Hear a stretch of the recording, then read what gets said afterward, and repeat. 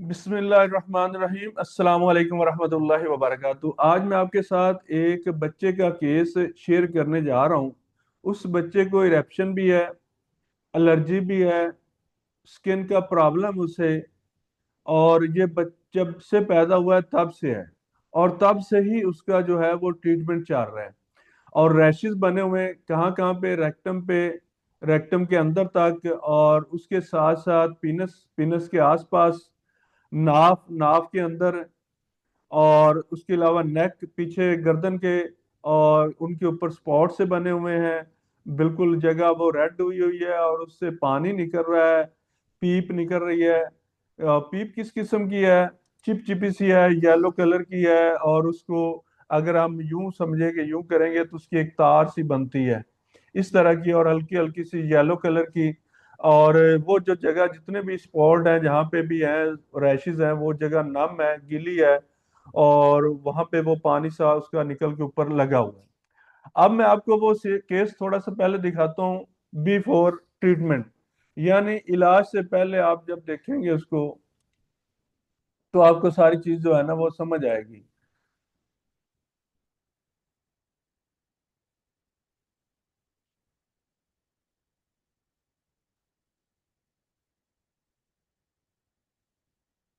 ये देखिए, ये रेक्टम है, ये रेक्टम के आसपास है, ये सारी जगह देखो रेड हुई है, अंदर तक भी काट सा लगा हुआ है, और ये ऊपर गीला गीला सा जो मैंने बताया था वो चीजें हैं।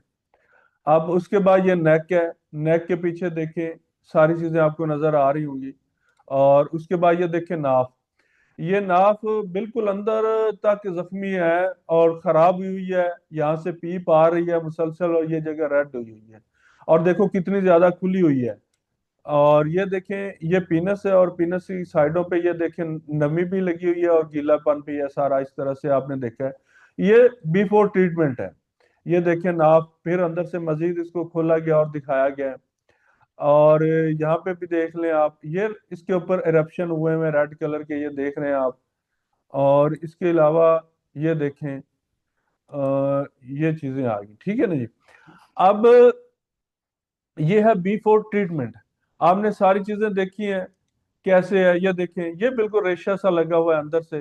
ये 3 4 2 दिन की अलग अलग से मैंने पिक्चरें ली हैं इस पूरे केस को समझने के लिए, स्टडी करने के लिए। अब असल में सबसे ज्यादा है डॉक्टर की ऑब्जर्वेशन। हम यहाँ पे सीखेंगे बहुत कुछ, क्या क्या सीखेंगे, केस टेकिंग सीखेंगे, रेपर्टरी सीखेंगे, मटीरियल मेडिका सीखेंगे, और इसके अलावा ऑब्जर्वेशन, ठीक है ना, वो सारी चीजें सीखेंगे। और सबसे मजे की बात यह है कि ये पेशेंट सिर्फ और सिर्फ एक ही दवा से ठीक हुआ है, और एक ही डोज से, एक ही दवा से और एक ही डोज से ठीक हुआ है। अब मैं आपको इसका पहले थोड़ा सा फॉलोअप दिखा दूं, ताकि वो चीजें भी क्लियर हो जाएं कि आया कि मैं सही बात कर रहा हूँ या उसमें कोई गलती तो नहीं है।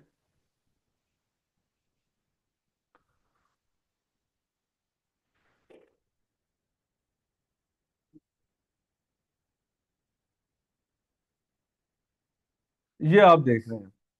अब ये देखें, ये देख लेना आप, बिल्कुल ठीक है, क्लियर है, कोई मसला तो नहीं है। ये देख लें, और वो पीछे वाला,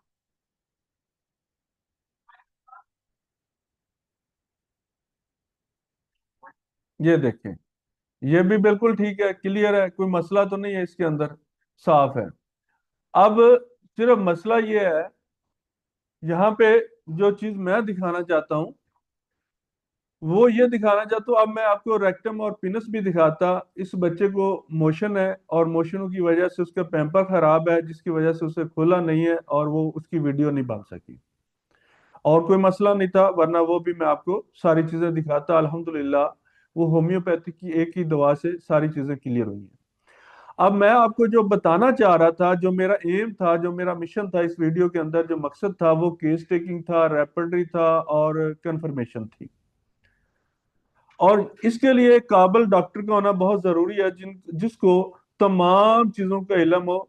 उसको सबसे पहले फलसफे का इल्म हो, ऑर्गेनन का इल्म हो, केस टेकिंग का इल्म हो, रेपर्टरी का इल्म हो, मटीरियल मेडिका का इल्म हो, अनाटमी, फिजियोलॉजी, पैथोलॉजी का इल्म हो, ताकि वो लोकेशन भी देखे और उसके अलावा उसकी ऑब्जर्वेशन करे कि इसके पीछे मामलात क्या हैं। तमाम चीज़ों का उसको इल्म होना चाहिए। फिर वो एक अच्छी दवा प्रेस्क्राइब कर सकता है पेशेंट के लिए, और कम वक्त में ज्यादा से ज्यादा फायदा दे सकता है। तो इन तमाम चीजों का इल्म होना बहुत जरूरी है। अब देखें, इस सबसे पहले हम समझते हैं कि केस टेकिंग हमने कैसे की है, किस बुनियाद पे की है। और इस बच्चे को, अगर मैं पहले थोड़ा सा जनरली डिस्कस करता हूँ, इस बच्चे को इसकी फुफ्फो लेके आई है। फुफ्फो ऑलरेडी मुझसे दवाई लेती थी, और उसके जो है अपना रहम के अंदर, ये यूट्रस के अंदर वो था बना हुआ कि, वालेकुम अस्सलाम, अ, अपना रसौली थी, सॉरी, सिस्ट थी, चॉकलेट टाइप ना सिस्ट बनी हुई थी। उस सिस्ट के ट्रीटमेंट के लिए आई थी, और उनका ये उनकी एक बच्ची भी थी पहले, वो सीपी थी। वो भी प्री मेच्योर डिलीवरी हुई थी उसकी, प्री मेच्योर, जिसकी वजह से वो सीपी हुई है। तो उसको लेके आ रहे थे, फिर ये बच्चे को लेके आए, इन्होंने उसका मसला बताया, लेकिन वो अल्हम्दुलिल्लाह प्रेग्नेंट भी हुई है, और उसका वो मसला भी हल हुआ है, सिस्ट वाला भी प्रॉब्लम जो है वो भी हल हुआ है। और अभी उनकी प्रेगनेंसी भी नॉर्मल चल रही है, कोई किसी किस्म के मल्टीविटामिन, कोई उसने कैल्शियम, कोई ये चीजें भी नहीं खाई, वो सारी चीजें ठीक हुई हैं। अब इस बच्चे के अंदर क्या प्रॉब्लम था, जो मैंने आपको बताया, वो सारी जगह रैश वाली जहां भी थी वो रेडनेस हुई हुई थी काफी ज्यादा, आपने देखा, स्वेलिंग भी थी, और उसके अलावा चिपचिपी भी थी, और नम भी थी, और उसके अलावा, अच्छा, इसकी वालदा इसको नहीं लेके आई थी। वालदा क्या करती थी, अब ये किसी की गिबत या बुराई नहीं है, केस को हम एक डिस्कस कर रहे हैं। वालदा इसकी पूरी रिस्पॉन्सिबिलिटी नहीं थी, वो उसकी ड्यूटी पूरी नहीं करती थी, यानी इग्नोर ज्यादा करती थी उसको।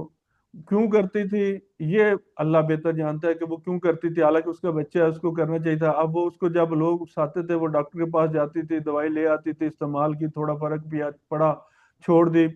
जब फिर ज्यादा मसला हुआ, फिर ट्यूब श्यूब लगाना शुरू कर दी, फिर कुछ बेहतरी होगी, फिर छोड़ दी। इस तरह से उसकी कुछ कैफियत थी। अब उसकी फूफो ने मुझे ये सारी चीजें बताई, लेकिन जब उसकी वालदा को मैंने बुलाया, वो बच्चा लेके आई, देखा, तो उसके अंदर भी वो यही बात कह रही थी, नहीं जी कोई मसला नहीं है, इतना बड़ा ये हो जाता है, दवाई लगाती हूँ ठीक हो जाता है, फिर छोड़ देती हूँ फिर हो जाता है। यानी उसने भी उसको कोई सीरियसली नहीं लिया हुआ था, इग्नोर उसको ज्यादा कर रही थी। बातों से भी मुझे कुछ अंदाजा हो गया कि वाकई बात तो ठीक है।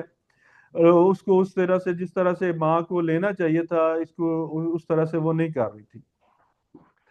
अब देखना यह है कि माँ का और बच्चे का रिश्ता कैसे है। बच्चा तो बोल नहीं सकता, वो बता नहीं सकता कि मुझे क्या प्रॉब्लम है, क्या मसला है, क्या शिकायत है। माँ उसकी बताती है, इसको ये प्रॉब्लम है, इसको ये मसला है, ये शिकायत है।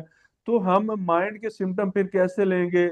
फिजिकल सिम्टम तो हमने ऑलरेडी उसको चलो देख के ऑब्जर्वेशन करके ले लिए, लेकिन माइंड के सिम्टम हमने कैसे लेने, उसके लिए हमें एक सारी चीजों की जो है जरूरत है। वो हम कैसे लेंगे, वो हम लेंगे, सबसे पहले देखेंगे माँ और बच्चे का नाकाबिले दीद मगर नाकाबिले शिकस्त रिश्ता, ये एक कैसा रिश्ता है। इसको हम साइंसी नुक्ता नजर से भी समझेंगे, रूहानी नुक्ता नजर से भी समझेंगे कि कैसा है।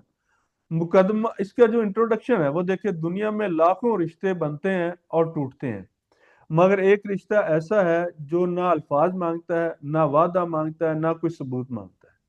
वो रिश्ता है माँ और बच्चे का। ये रिश्ता खून से भी ज्यादा गहरा होता है, अल्फाज से भी ज्यादा मजबूत होता है, और कायनात के हर कानून से भी ज्यादा सच्चा होता है। और आज हम इन इसको दो जावियों से समझेंगे, यानी दो इसके राज समझेंगे, साइंसी राज भी समझेंगे, और इसके साथ साथ रूहानी, जज्बाती, फितरी नुक्ता नजर भी समझेंगे। सबसे पहले हम इसको समझते हैं साइंसी नुक्ता नजर से, कि साइंसी नुक्ता नजर क्या है, माँ कैसे बगैर जबान के बच्चे को समझती है। अब बच्चा माँ के पेट के अंदर है 9 महीने से, वहां से एक प्रोग्रामिंग स्टार्ट होती है। जैसे ही बच्चा माँ के पेट में जाता है, प्रोग्रामिंग एक शुरू हो जाती है। वो प्रोग्रामिंग क्या है, यानी बच्चा पैदा होने से पहले ही 9 माह जो है, दिल, दिमाग, उसके जितने भी हार्मोन्स हैं, वो सारे सिंक्रोनाइज हो जाते हैं, माँ के साथ अटैच होते हैं।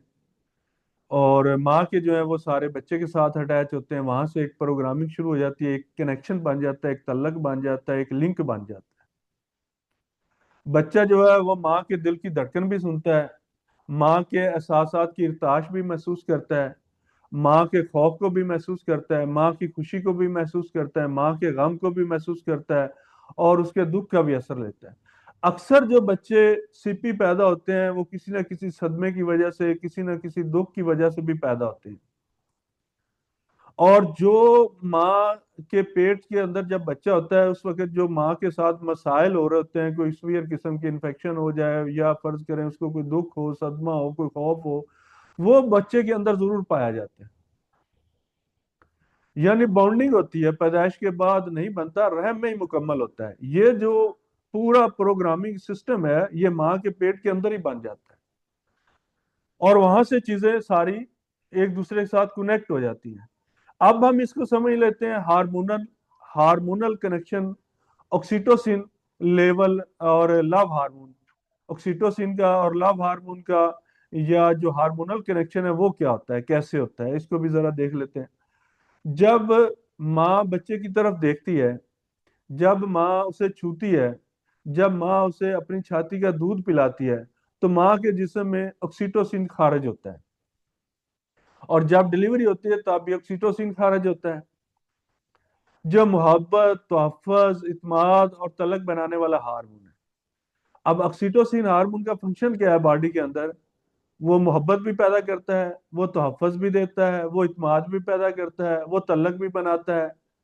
कितना सारा इसके साथ माँ के साथ अब कनेक्शन उसका मजबूत होता है। ये हार्मोन माँ को बच्चे की हर छोटी आवाज समझने के काबिल बनाते हैं। क्या करते हैं? बच्चे की छोटी से छोटी आवाज को समझने के काबिल बनाते हैं माँ को। यही हार्मोन माँ को अलर्ट रखते हैं कि बच्चा कब भूखा है, कब थका है, कब खौफजदा है, कब इसको क्या हुआ है, प्यास कब लगी है। वो सारी चीजें माँ महसूस करती है ना, अब बच्चे को क्या प्रॉब्लम है, एक मिनट में, एक सेकंड में समझ लेती है कि अब बच्चे को क्या मसला है। बच्चे में यही हार्मोन खारिज होते हैं जिससे वो माँ के लम्स को पहचानता है। बच्चे के अंदर भी उस वक्त हार्मोन का अखराज होता है, वो माँ को पहचानता है। अब माँ को बच्चे के रोने की 5 जबानें समझ आती हैं। जब बच्चा रोता है ना तो 5 तरीके से माँ उसको समझती है। कैसे समझती है? हल्की हिचकी के साथ रोना भूख है, माँ के दिमाग में जाता है, उसके प्रोग्रामिंग में वो चीज चली जाती है, कनेक्ट हो जाती है कि बच्चे को भूख लगी है। टांगे सुकेड़ का रोना गैस और कॉलिक पेट का दर्द है। लम्स आवाज का पैटर्न है। और इसी तरह नुमा रोना दर्द है, बच्चे की बॉडी में पोस्चर उसके बताते हैं कि अब इसको दर्द हो रहा है। अब नाक बंद जैसा रोना नींद है, रोजमर्रा का पैटर्न है। अब बार बार रुक रुक कर रोना अटेंशन है, माँ को वो जो है वो अपनी तरफ उसका रुख करता है। इसके साथ साथ मेंटल, यानी ब्रेन जो है उसकी जो इर्ताश उसके अंदर होती है, जो उसके अंदर लहरें निकलती हैं, वेविंग होती हैं, उनके साथ कैसा ताल्लुक होता है फिर? माँ का दिमाग बच्चे की जुबान डी कोड करने वाली मशीन बन जाती है। माँ का जो दिमाग है ना जी, वो डी कोड करता है फिर। कैसे समझता है? मिटरनल जो है उसकी ब्रेन जो रेविंग है, उसको अब देखें कैसे जो लहरें निकलती हैं बच्चे के अंदर से, लहरें निकलती हैं, वो दिमाग, माँ के दिमाग तक पहुंचती हैं, और दिमाग फिर उसकी कैसे डिकोडिंग करता है, डिकोडिंग करके उसकी पूरी बात को समझ लेता है। क्योंकि ऑलरेडी प्रोग्रामिंग तो अंदर हो चुकी है, फिट हो चुकी है, और उसका लिंक भी बन चुका है। अब वो लिंक जो है वो चल रहा है, उसके जरिए से कनेक्शन तो हो गया। अब स्किन के जरिए स्किन टू स्किन कनेक्ट भी होता है, दिल की धड़कनें भी आमांग हो जाती हैं। साइंस कहती है कि जब माँ के सीने पर यानी साइंस ये कहती है जब बच्चा जो है ना माँ के सीने पर रखा जाता है, माँ की छाती के ऊपर जब बच्चे को रखा जाता है, तो माँ और बच्चे के दिल की धड़कन एक रफ्तार पर आ जाती है। माँ के दिल की धड़कन और बच्चे के दिल की धड़कन जो है वो एक रफ्तार के साथ चलना शुरू हो जाती है। बच्चे का सांस नॉर्मल हो जाता है। अब आपने देखा है, यहाँ पाकिस्तान में तो नहीं है, ऑपरेट करते हैं और उसको ले जाते हैं, लेकिन बाहर क्या होता है, बच्चे को जैसे डिलीवरी होती है वो कोशिश करते हैं कि नॉर्मल डिलीवरी हो। नॉर्मल डिलीवरी होने के बाद बच्चे को फौरन माँ के ऊपर लेटाते हैं, उसके सीने के ऊपर लेटाते हैं। यहाँ पे क्या होता है, दूसरे लोग लेके उसको भाग जाते हैं। पाकिस्तान में क्योंकि अवेयरनेस नहीं है, प्रॉपर उसका मेथड नहीं है, लोगों को बताया नहीं गया कि क्या करना है क्या नहीं करना है, घर में भी डिलीवरी हो बाहर भी हो, तो फौरन वो बच्चा दूसरों को दिया जाता है। जबकि ऐसा नहीं है। बाहर में आप देखें क्या होता है कि जब बच्चा पैदा होता है फौरन माँ को दिया जाता है, माँ के सीने के ऊपर उसको लिटाया जाता है। सीने के ऊपर लिटाने की रीजन क्या है, वजह क्या, क्यों लिटाया जाता है? क्योंकि उसकी दिल की धड़कन, माँ के दिल की धड़कन एक रफ्तार हो जाती है, उसकी सांसें नॉर्मल हो जाती हैं, स्ट्रेस जो उनका वो कम हो जाता है, माँ का भी और बच्चे का, दोनों को सिंक्रोनाइज, ब्रेन वेव सिंक्रोनाइज हो जाता है, दिमाग के जरिए लहरें जो है वो आपस में जुड़ जाती हैं, कनेक्ट कर लेती हैं। और इसके अलावा ये दुनिया की वाद सिंक्रोनी, यानी human to human synchrony connection हो जाता है, जो इंतहाई मजबूत होता है, जो इंतहाई मजबूत किस्म का होता है। अब इसको हमने साइंसी तरीके से समझ लिया, अब हम इसको समझते हैं रूहानी तरीके से दिल तक का सफर।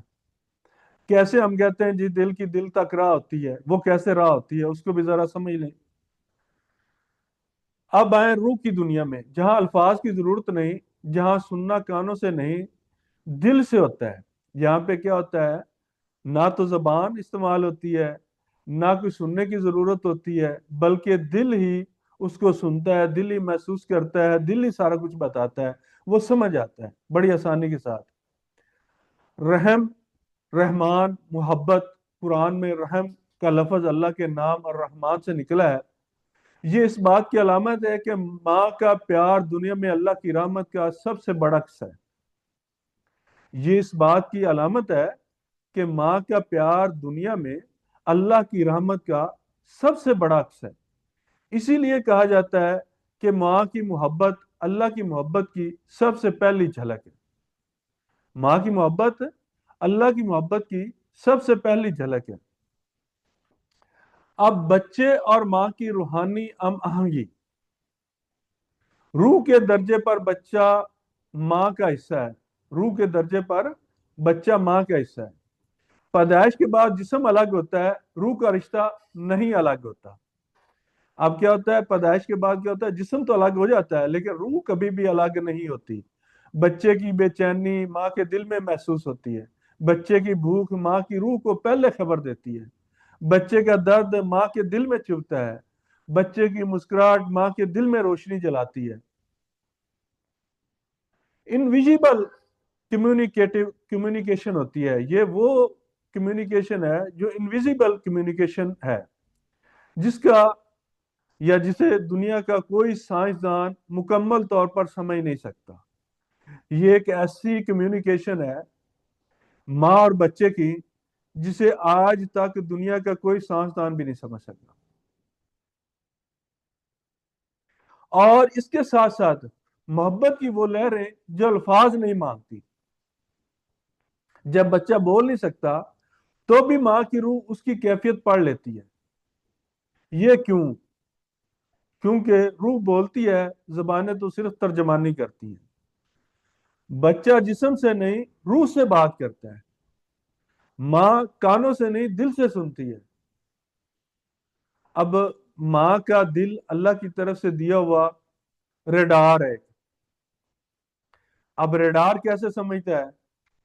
हर माँ के पास खुदा की तरफ से एक रहमानी रेडार होता है, जो बच्चे की तरह तरह की हालतों को फौरन पकड़ लेता है। जो बच्चे की तरह तरह की जो हालतें हैं उनको फौरन पकड़ लेता है, महसूस कर लेता है, सिग्नल लेता है। दुनिया के रडार क्या करते हैं? इसी तरह से माँ का रडार भी बच्चे को पकड़ रहा होता है।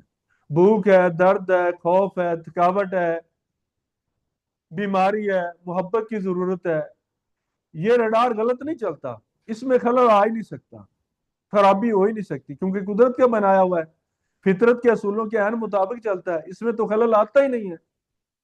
कभी कभी आपने सुना होगा, देखा भी होगा, बच्चा बाहर होता है, उसको तकलीफ होती है, माँ घर में होती है उसको महसूस कर रही होती है। कभी कभी आपने देखा होगा बच्चा स्कूल गया हुआ है तो माँ घर में कह रही होती है मेरा बच्चा रो रहा है। तो ये कैसे सिग्नल आते हैं? ये रेडार बता रहा होता है, उसका जो एक अंदर एक पूरी एक प्रोग्रामिंग होती है, उसके कोडिंग हो रही होती है, उसके थ्रू उसका सारा कनेक्शन जुड़ा होता है, क्योंकि उसे बनाने वाले खालिक ने, कायनात ने खुद बनाया है। अब आला रूहानी खुलासा जो है वो ये है, माँ वो है जो बच्चे के बोलने से पहले समझ लेती है और दुनिया को बोलने के बाद भी नहीं समझ आती। माँ और बच्चे के दरमियान फासला जिस्म में होता है, रूह में कोई फासला नहीं होता। बच्चा माँ के दिल में पैदा होता है, रहम में सिर्फ तश्कील पाता है। माँ का लम्स बच्चे के खौफ को तोड़ देता है, जैसे नूर अंधेरे को तोड़ देता है। बच्चे की खामोशी भी माँ से बात करती है, बच्चे की खामोशी भी माँ से बात करती है। और माँ का दिल हर जुबान पे कुदरत रखता है, और माँ का दिल हर जुबान पे कुदरत रखता है। ये रिश्ता जमीन का नहीं आसमान का है, जिसे ना वक्त मिटा सकता है ना हालात मिटा सकते हैं। अब ओवरऑल ये चीजें आपको समझ आई? मैंने ये सारी एक्सप्लेनेशन क्यों की, क्यों बताया? असल में जब हम बच्चे, छोटे बच्चे हमारे पास आते हैं, उनकी जब हम केस टेकिंग करते हैं तो उनके अंदर बहुत सी चीजें ऐसी होती हैं जो हमें माँ से पता चलती हैं। जो माँ बताती है वो हकीकत होती हैं, वो रेयर होती हैं। तो इसमें क्योंकि बच्चे का कनेक्शन माँ के साथ था, बोल तो नहीं सकता था। अब माँ के जरिए हमने उसकी ऑब्जर्वेशन की और उसकी मेंटल सिम्टम ली और उसको देखा, फिर उसके लिए दवा प्रेस्क्राइब की। ये सारी चीजें जाहिर करने का सिर्फ मकसद यही था। अब माइंड, माइंड क्या है माँ का? वो इंडिफरेंस है लव्ड वंस टू। अब रडार में आप देखेंगे इस रूब्रिक को तो ये आपको बहुत आसानी से मिल जाएगा, मैं आपको दिखाता भी हूँ।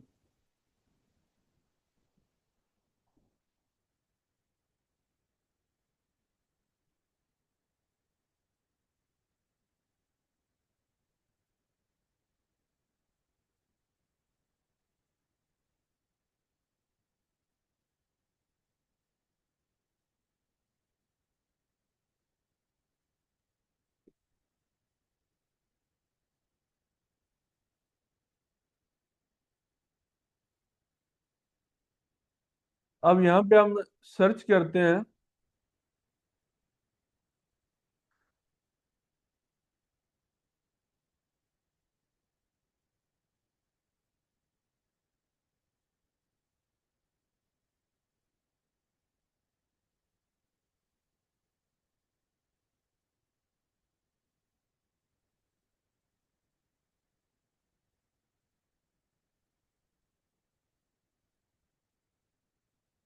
अच्छा, आपके पास कोई भी सॉफ्टवेयर हो, कंप्लीट रेपर्टरी हो, जोमी अल्टीमेट हो, सनर्जी हो, रडार हो, ऐप हो, वहां से भी आप देख सकते हैं इजीली, कोई जरूरी नहीं है।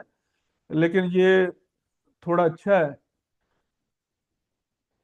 और जोमी अल्टीमेट भी बहुत अच्छा है। ये देखें, ये आ गया। इसमें आप आसानी से 1 सेकंड में सारी चीजें सर्च कर सकते हैं। माइंड इन डिफरेंस क्यों है, लव्ड वंस टू हमने क्यों लिया है, किस बेस पे लिया है, किस वजह से लिया है? क्योंकि अपने प्यारे घर वालों से जज्बाती बेरुखी। अब बच्चे को तकलीफ है तो वो उसके साथ बेरुखी है, क्यों? बच्चा भी बेरुख है, वो भी बेरुख है। असल में ये माँ के जज्बात को इजहार कर रहा है। माँ जो है बच्चे के जज्बात का, उसके एहसासात का, उसका वो चीजों को जाहिर कर रही है। इनडिफरेंस, ज़हनी बेइज्जती, लापरवाही, किसी चीज की परवाह ना होना। हीडलेस, केयरलेस भी ले सकते हैं, ध्यान ना देना, लापरवाह होना, नतीजे की कोई परवाह नहीं है।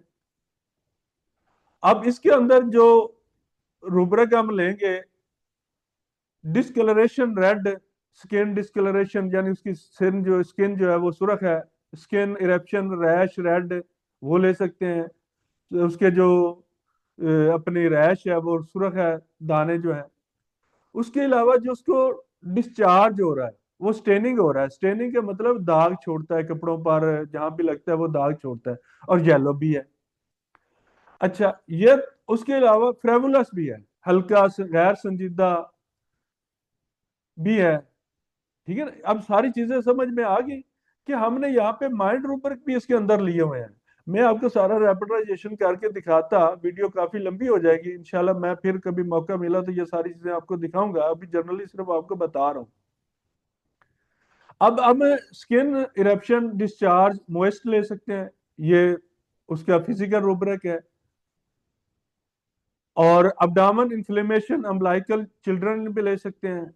अब्डामन इन्फ्लेमेशन अम्बलाइकस चिल्ड्रन, ये भी रूब्रिक ले सकते हैं। और स्किन अल्सर इन्फ्लेम्ड भी ले सकते हैं। ठीक है।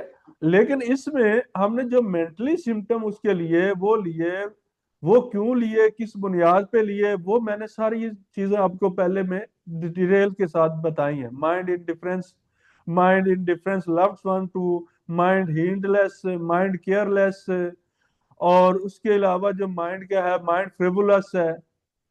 तो ये चीजें हमने माँ की ऑब्जर्वेशन से ली। और माँ की ऑब्जर्वेशन से क्यों ली, वो मैंने आपको पहले सारा पैटर्न बता दिया। उम्मीद करता हूँ कि ये वीडियो आपको काफी समझ आई होगी और नॉलेजेबल होगी। अगर आपको ये अच्छी लगी हो तो इसे लाइक भी जरूर करिएगा, सब्सक्राइब करिएगा और दोस्तों के साथ शेयर करिएगा। इसके साथ ही आप मुझे इजाजत दे दीजिएगा, इंशाल्लाह फिर मिलेंगे डिटेल के साथ। ओके, अल्लाह हाफिज, अस्सलाम वालेकुम रहमतुल्लाहि व बरकातुहू। डॉक्टर साहब